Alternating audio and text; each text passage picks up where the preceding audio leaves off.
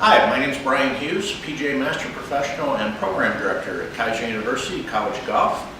And today we're going to start first of a couple series of videos on pre-swing principles, the foundation of which a good golf swing is built on. Those three main principles: how we hold the golf club, the grip, our alignment, posture, things of that nature, getting ready to hit the golf shot, and then setup. Where should the ball be in our stance? Where should our alignment be and our aim be relative to hitting a golf shot? So today we're going to focus primarily with the golf grip. If you ever watch PGA Tour players, you'll see that there are a multitude of ways to hold the golf club. Not every good player holds the club the same way. However, there are a few basic principles that all good players look at with the grip. Primarily, they want their hands working well together. Okay, most of us are dominant one hand or the other.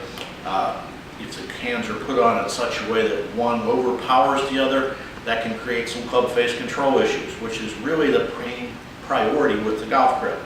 That we manage the club face properly, we do what we want when we want, and we're able to move throughout the rest of our swing the most efficient manner possible. There's three basic ways you can hold on to the golf club.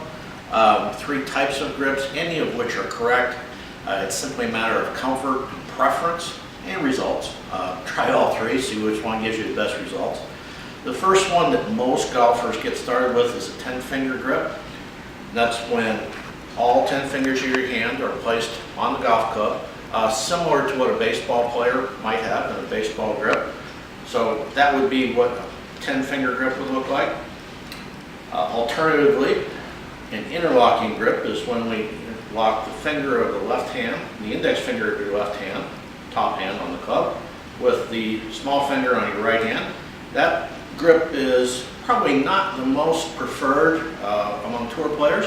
However, two really good ones, Jack Nicklaus and Tiger Woods, both use that grip. So I think there's some merit to that.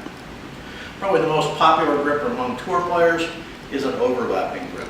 That's when the top hand completely is on the golf club, the small finger of the bottom hand rests on top, and that's probably the most common for great players, but again, it really doesn't matter. It's up to the player itself.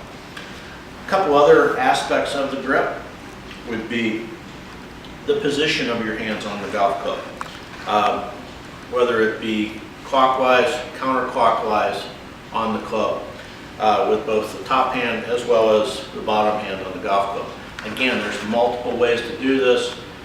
Great players have been successful with any position of their hands on the golf club. Ideally, again, we want both hands mirroring each other. Okay, so if we're going with a stronger grip with your top hand, the bottom hand should mirror that. Okay, if we're going to have a little more success with the top hand moved to the left a little, then the right hand should mirror that as well. Okay, so it really becomes a question of what are we trying to do with the club face, and how does that relate to release, which we'll talk about in a future session. Okay, one of my favorite tips. I use this with juniors a lot. Think of the left thumb as a hot dog. Where does a hot dog go? In the palm of the hand. Hot dog goes in the bun. So if we put the hot dog in the bun, that's a really good way to remember how your hand should be positioned on the golf club. Okay? Probably the last most important thing when it comes to the grip is how tightly we hold the golf club. The pressure we put on the grip. Obviously that can change based on the speed, the desired effect of the club face. Most people tend to get a little tense with their hands, and if that happens, that tension runs right up through the arms, forearms, even into the neck and teeth. So don't squeeze it, don't squeeze the life out of it. Keep it relaxed, firm enough to hold on to it, especially when it's moving real fast, but not so tight as to restrict body motion.